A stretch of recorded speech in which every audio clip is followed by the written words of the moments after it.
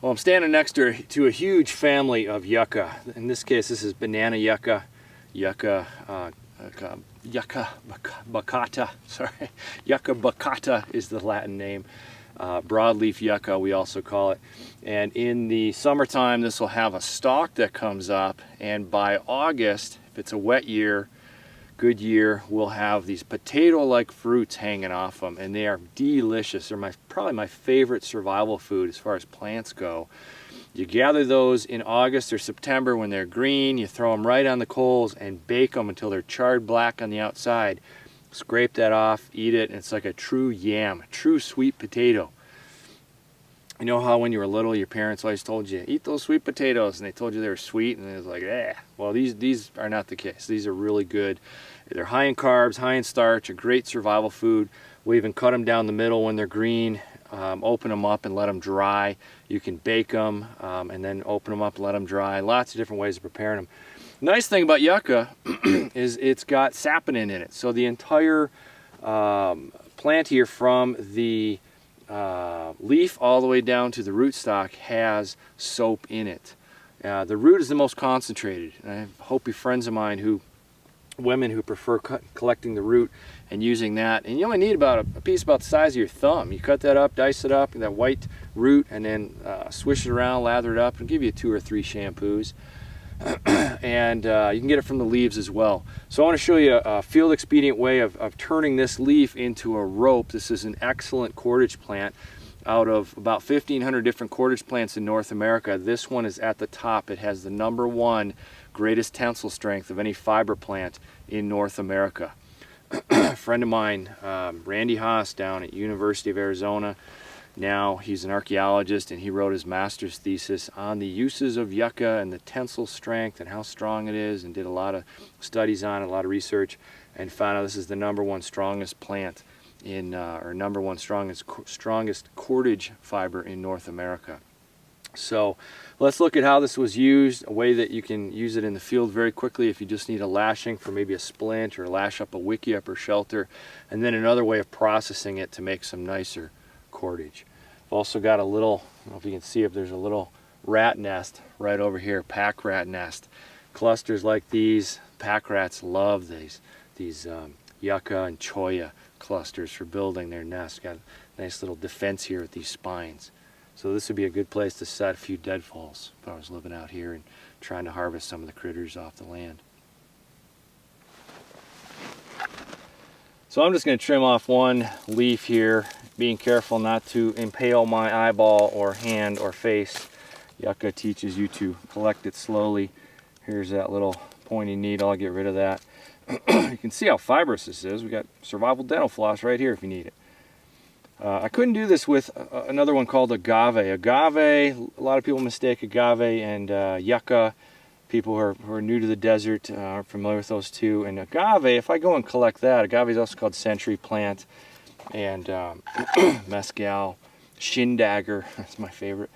If I go to collect that green and use it as is, I'll get a rash. There's an irritant in the milky sap of that I don't want to mess with. I need to dry it for a few days, or there's another way of processing it out.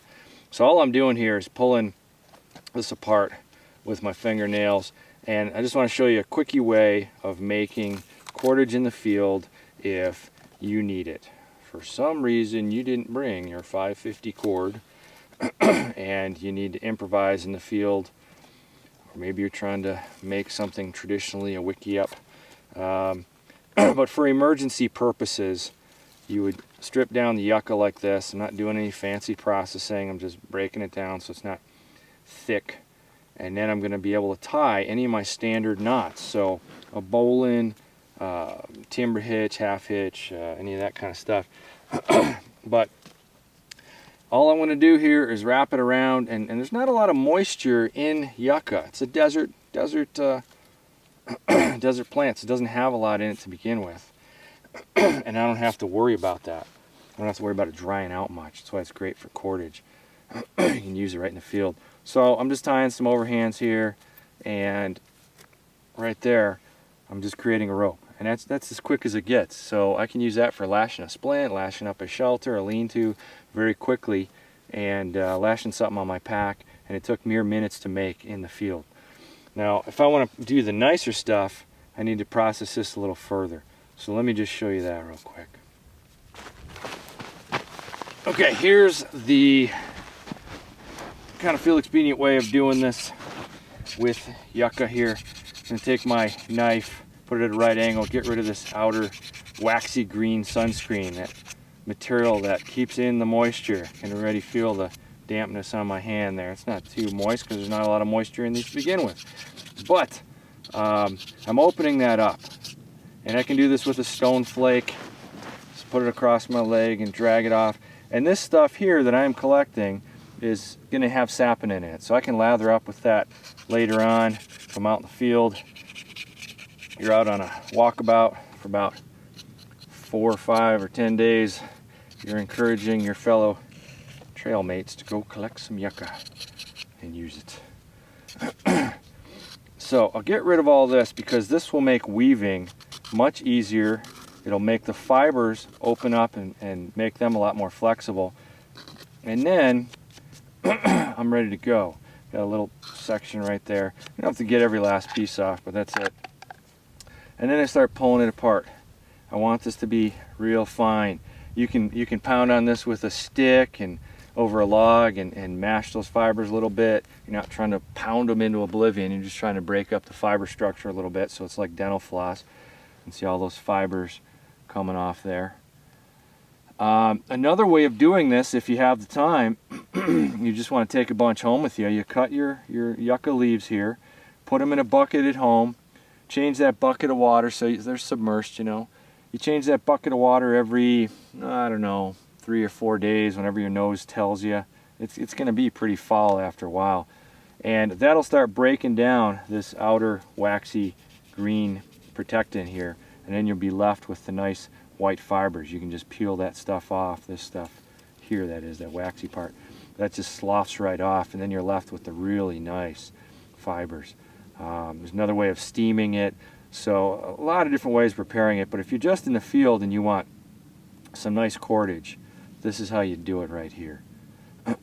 Okay, so I've got my strands, and then I'm going to start doing the reverse wrap. If you're not familiar with this, it's I'm holding it there, I'm twirling the top part away from me, bringing it down, pinching it, twirling the top part away from me, bringing it down.